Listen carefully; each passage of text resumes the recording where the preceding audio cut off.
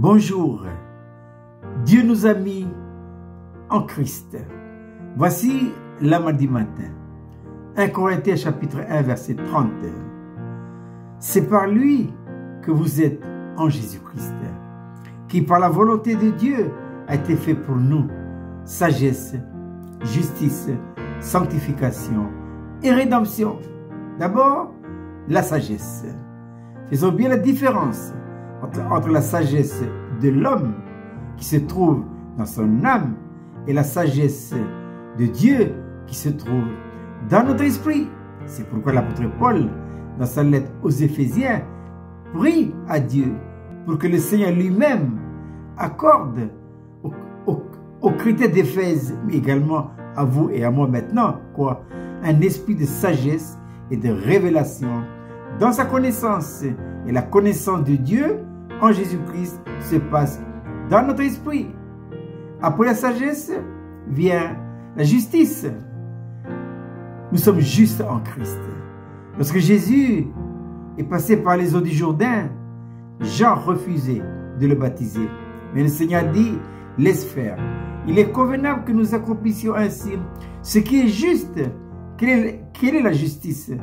Une place a été usurpée dans l'homme par l'ennemi, Lucifer, Satan, Belzébul, le prince des démons.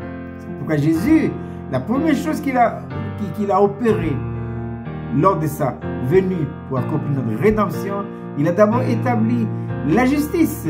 La justice, c'est redonner à Dieu dans l'homme en vous et en moi sa juste place. Il faut qu'il règne. Troisième point, c'est la sanctification. Qu'est-ce que la sanctification? La sanctification, c'est la progression de la vie de Dieu en vous et en moi que nous avons reçue le jour de notre rédemption. Cette vie-là, elle est appelée à grandir, à grandir et à grandir. Mais où se trouve la vie de résurrection? Elle se trouve dans notre esprit. C'est quoi la vie éternelle? La vie éternelle, c'est notre esprit nouvellement renouvelé parce qu'il était mort à cause du péché. La vie nouvelle, elle est dans notre esprit. C'est la vie de Dieu. C'est pourquoi nous devons laisser Dieu devenir notre vie. Donc, la vie éternelle, dira Jésus dans Jean chapitre 17, verset 3. C'est qu'ils te connaissent, toi, le seul vrai Dieu, et c'est lui que tu as envoyé, ton Fils, bien-aimé, Jésus-Christ. Donc, c'est notre esprit qui est appelé maintenant à croître, à grandir, afin d'atteindre la stature parfaite du Seigneur Jésus-Christ. Et en dernier lieu, la rédemption. Qu'est-ce que la rédemption?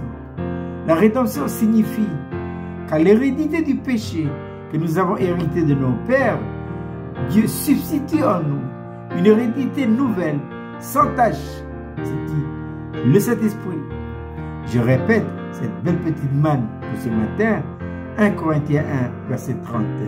Or, c'est par lui que vous êtes en Jésus-Christ, qui par la volonté de Dieu a été fait pour nous sagesse, justice, sanctification et rédemption. Je vous souhaite de passer une agréable journée.